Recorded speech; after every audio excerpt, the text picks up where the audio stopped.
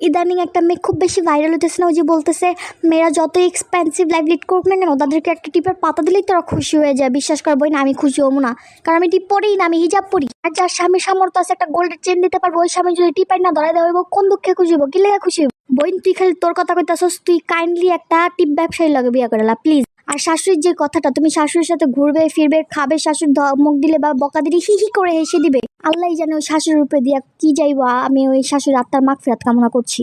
বিশ্বাস কর বোন, আমিও বিয়ার আগে এত আমি শাশুড়িকে এটা করবো, আমি আমার শাশুড়ির সাথে এখানে যাবো, আমি শাশুড়ির সাথে ম্যাচিং ম্যাচিং করে ড্রেস পরবো, কত শখ ছিল।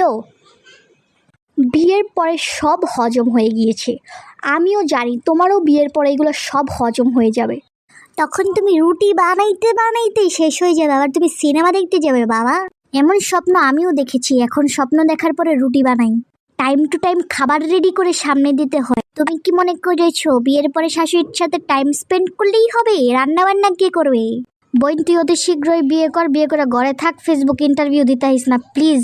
আর এটি শুনতে ভাল লাগতাছে। তুই বিয়ে করে প্লিজ